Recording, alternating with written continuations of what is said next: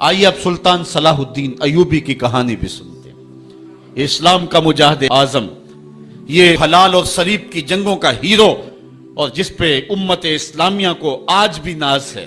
اس کے زمانے میں ریجینالڈ بدبخت ایک انگلستان کے شہزادے نے حاجیوں کے قافلے کو روک لیا اور ان کا سامان لوٹ لیا۔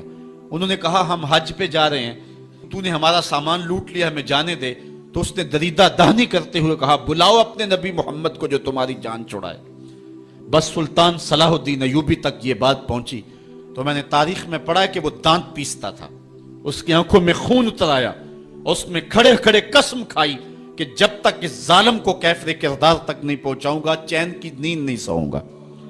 پھر پونے دو سال کا عرصہ آپ سلطان صلاح الدین ایوبی کی زندگی دیکھ کے جنگی مہموں کو ترتیب دیتا رہا، دن رات اس نے ایک کر دی، نیند قریب نہ آنے دی۔ جب نیند بہت زیادہ تنگ کر دی تو پھر وہ خیمے کی چوب کے ساتھ ٹیک لگا کے کھڑے ہو کر کے اپنی آنکھوں کی آگ بجھا لیتا، اور پونے دو سال کا عرصہ اس نے چارپائی پہ لیٹ کے نہیں دیکھا۔ پھر وہ لمحے آئے کہ اللہ نے اس کی مراد پوری کی۔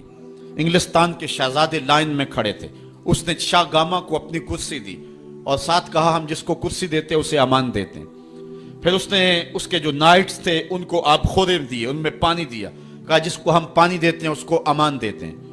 پھر جب ریجینالڈ کی باری آئی تو بادشاہ کی رگیں پھول گئیں غصے سے، اس نے تلوار نیام سے باہر نکالی اور اس کی چھاتی پہ چڑھ کے اس کی گردن پہ تلوار رکھ کے اس کے ٹکڑے کرتے ہوئے کہا او کتے، تو نے کہا تھا بلاؤ اپنے نبی محمد کو، محمد عربی نے اپنا نوکر بھیج دیا ہے۔ اور اس طرح اس ریجینالڈ کتے کے دو ٹکڑے کر کے رکھ دیے۔ یہ ہماری تاریخ ہے، یہ روشن تاریخ ہے۔ ہمارے اسلاف، ہمارے بزرگ اس دور کے شہنشاہ، اس دور کے بادشاہ اتنی جرأت اور اتنی عظیمت رکھا کرتے تھے، اور آج ہماری کمزوریاں نے دشمنوں کو دلیر کر دی ہے۔ کبھی ایسا بھی اندھیر آیا تھا کہ سرے عام یوں توہین اور تنقیص ہوتی ہو پیغمبر حسن اور پیغمبر جمال کی، اور پھر 1.40 کروڑ انسان دنیا کے اوپر بستے ہوں، یہ بھی زمانے نے دن دیکھنے تھے۔